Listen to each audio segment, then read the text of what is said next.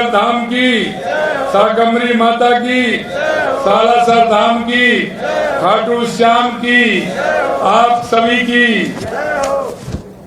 आज के इस नवलगढ़ विधानसभा के मुकुंदगढ़ के इस कार्यक्रम में मंच पर विराजमान कैबिनेट में मेरे साथी और आपके पड़ोसी जिले के नेता, किसान नेता सम्मानीय झावर सिंह जी खर्रा, यूडीएच मंत्री, कैबिनेट में मेरे दूसरे साथी और आपके प्रभारी भाई अविनाश गहलोत जी, आपके लोक लाडले विधायक जिनका कि अभी आप उद्बोधन सुन रहे थे और वो कह रहे थे, आपने गौर से सुना कि आपने इतना दिया लेकिन मैं आज कुछ मांग नहीं करूंगा। सुना कि नहीं सुना आपने?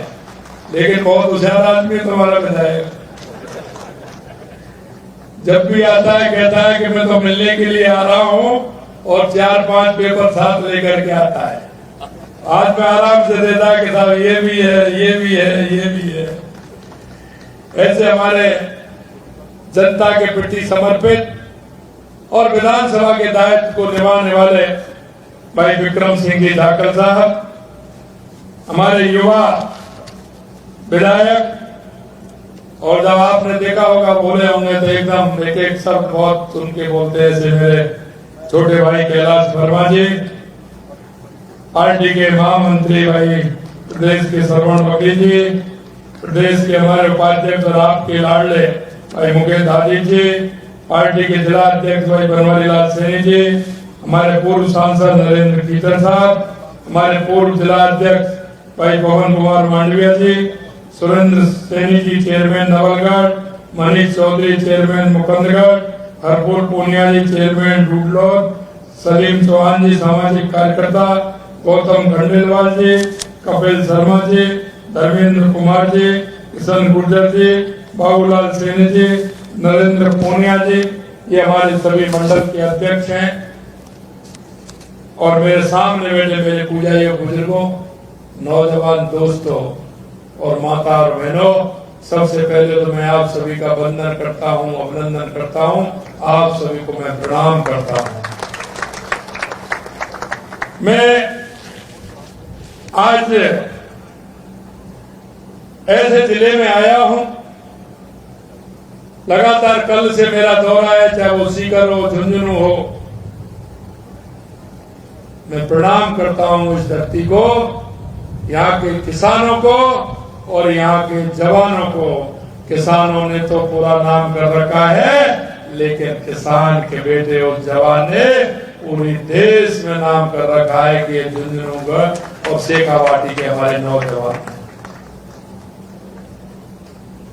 जब मैं कहीं भी जाता हूं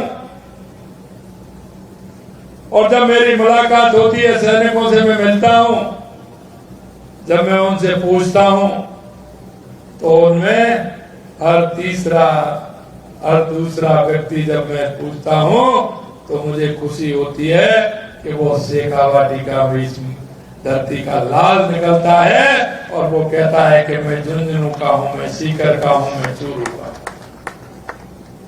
क्योंकि ये धरती किसानों की और जवानों की धरती है।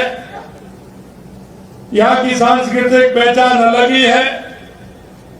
क्योंकि मैं आ रहा था अभी फतेहपुर से, तो मैं देख रहा था, थोड़ा सा चलता हूं गौशाला मिल जाती है, थोड़ा सा चलता हूं हमारा सांस्कृतिक खेल कहीं ना कहीं मंदिर मिल जाता है, हमारी कहीं दूनी मिल जाती है।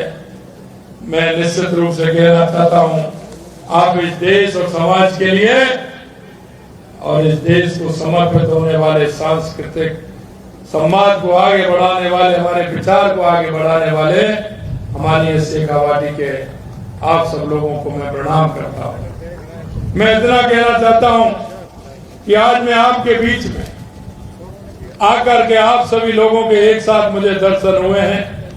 निश्चित रूप से मैं धन्य हुआ हूं और मैं धन्य इस बात के लिए कि आप सभी के दर्शन का लाभ मुझे मिला है और वो लाभ का मैं परिणाम आपको देना चाहता हूं। और वो ये है कि जब हम बात करते हैं गरीब कल्याण के काम की, तो हमारे देश के यशस्वी प्रधानमंत्री नरेंद्र मोदी जी के नेतृत्व में 2014 के बाद एक देश के अंदर जो परिकल्पना बदली है वो आपके सामने है। चाहे हमारी गरीब कल्याण की योजनाएं हो, चाहे हमारे विकास की योजनाएं हो, चाहे आतंकवाद और नक्सलवाद का खात्मा हो, या दुनिया में बढ़ता हुआ भारत का गौरव हो, ये 2014 के बाद आपको देखने को मिल रहा है। और मैं तो धन्यवाद और देना चाहता हूं, शेखावाटी को बहुत बड़ा लाभ भी दिया है। 1 रैंक 1 पेंशन का लाभ मेरे शेखावाटी के लोगों को मिल रहा है। ये देश के यशस्वी प्रधानमंत्री नरेंद्र मोदी जी ही कर सकते हैं। गरीब कल्याण की योजनाएं, चाहे वो हमारी माता बहनों की हो, चाहे अंतिम पंक्ति में खड़े व्यक्ति की हो, अगर कोई गरीब कल्याण की परिकल्पना बदली है तो देश के यशस्वी प्रधानमंत्री नरेंद्र मोदी जी ने बदली। मैं कह सकता हूं कि कोई नहीं सोच सकता 70 साल में सबसे ज्यादा राज करने वाली पार्टी के मन में यह विचार ही नहीं आते थे। उनके मन में विचार आते थे कि हम 1 रुपया भेजते हैं तो जाते जाते 15 पैसे पहुंचता है।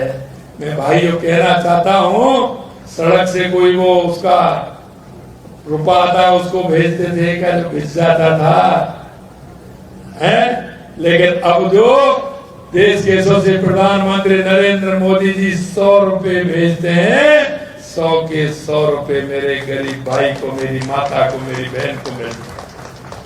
यह बहुत बड़ा परिवर्तन हुआ है, क्योंकि कांग्रेस ने हमेशा झूठ, लूट और भ्रष्टाचार की कहानी की है। तुष्टिकरण के आधार पर उन्होंने राज किया है। हम सबका साथ, सबका विकास, सबका विश्वास को लेकर के देश के यशस्वी प्रधानमंत्री नरेंद्र मोदी जी चल रहे हैं।